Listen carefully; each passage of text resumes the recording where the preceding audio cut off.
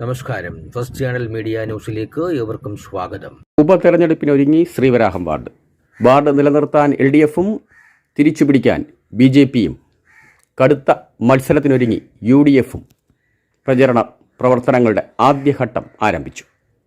കൗൺസിലറായിരുന്ന S. വിജയകുമാറിൻ്റെ നിര്യാണത്തെ തുടർന്നാണ് ശ്രീവരാഹം വാർഡിൽ ഉപതെരഞ്ഞെടുപ്പിന് അവസരമൊരുങ്ങിയത്. CPI നേതാവും ശ്രീവരാഹം മുക്കോലക്കൽ ക്ഷേത്രം സെക്രട്ടറിയുമായിരുന്ന വിജയകുമാർ കഴിഞ്ഞ തവണ 202 വോട്ടിനാണ് വിജയം കരസ്ഥമാക്കിയത്.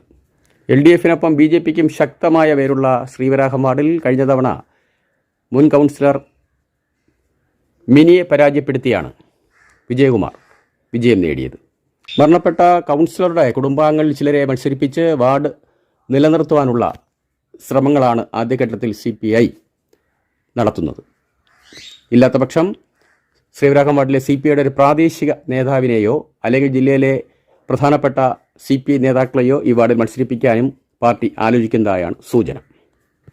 BJP അതിശക്തമായ പോരാട്ടത്തിലൂടെ വാർഡ് തിരിച്ചു പിടിക്കുവാനുള്ള എല്ലാ ഒരുക്കങ്ങളും തുടങ്ങിക്കഴിഞ്ഞു. വാർഡിൽ നിന്ന് നേരത്തെ വിജയിച്ച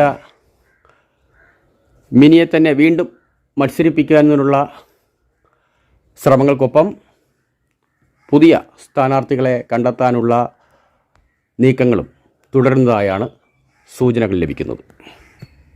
LDFിൻ്റെയും BJPയുടെയും ശക്തി തിരിച്ചറിഞ്ഞുകൊണ്ട് തന്നെ ശക്തമായ സ്ഥാനാർത്ഥിയെ നിർത്തി വാർഡിൽ വിജയം നേടുക എന്ന പ്രതീക്ഷയുമായാണ് UDFിൻ്റെ നീക്കം. യുവ നേതാക്കളെ രംഗത്തിറക്കി വിജയം പിടിക്കാനാകുമോ എന്നും UDF നിരീക്ഷിക്കുന്നുണ്ട്. എന്തായാലും പ്രാദേശിക നേതാക്കൾക്ക് ഈ തെരഞ്ഞെടുപ്പിൽ അവസരം നൽകാനുള്ള സാധ്യതയാണ് മൂന്ന് മുന്നണികളിലും കാണുന്നത്.